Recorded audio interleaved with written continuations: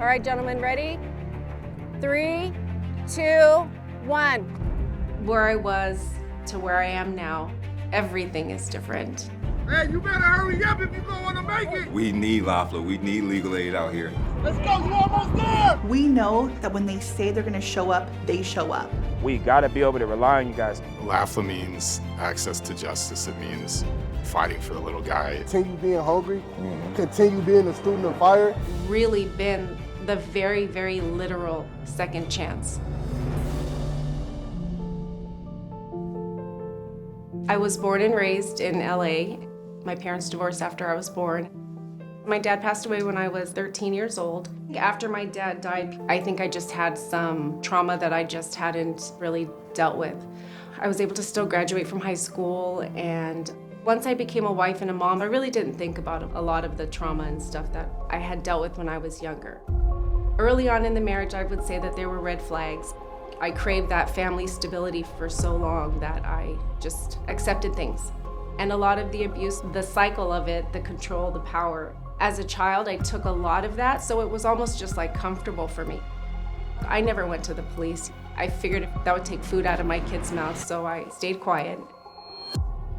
When I did finally go to try to get a restraining order, it was like I was just talking and nobody was listening to me.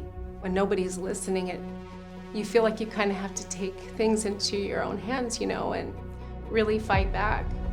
I didn't do it all the right ways, then found myself with a case.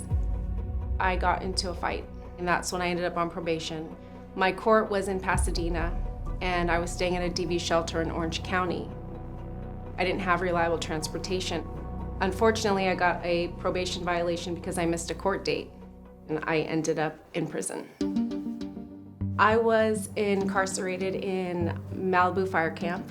A fire camp is a cross between a mini prison and a mini fire station. We did a lot of hiking and a lot of training. We went on fire calls all of the time. If you're out there on the line with me, I'm very demanding. So upon my release, I started looking into careers in forestry. I enrolled in forestry and fire recruitment program. And to tell you the truth, we can't hop in that fire shelter until the last guy is in. At the Forestry and Fire Recruitment Program, we primarily serve individuals that are transitioning home from prison. Our goal is to provide the trainings and the supports for people to go transition to become professional firefighters. When I first met Aviance, she was dedicated, and you can tell that she was hungry. We could take you on our hikes. We could take you on our runs to get you guys in better shape. She worked extremely hard. Little by little, my confidence was building. Ivy graduated at the top of her class. I applied for every job in forestry. Many fire agencies still won't take formerly incarcerated people into this space. I would be walking into the same walls, hearing the same no's. If they don't have the expungements that are needed to go hop into these careers, all of my work is done in vain. That's why we partner with Legal Aid. Legal Aid Foundation of Los Angeles, we have 5 offices here in LA, and we work on a whole host of issues. They did offer free legal services. I just couldn't believe it. Like, what? Lawyers gonna do this work for free? They didn't want anything in return. And so that's just been a godsend. They helped me to articulate my story. For Avi's case, she had 2 petitions that we filed. We've seen victory with one of the cases. I'm not all the way through yet. The final hearing is the one that matters the most. I'm still a little bit reserved. I don't know what the outcome is going to be. Good to see you, Avi. So yeah, made the court appearance this morning and everything went well. Judge granted the petition. It's good news. It is like the end of a really, really long nightmare, having this outcome today. Hopefully I created a legacy for my children where they can be more brave and they can take more risks.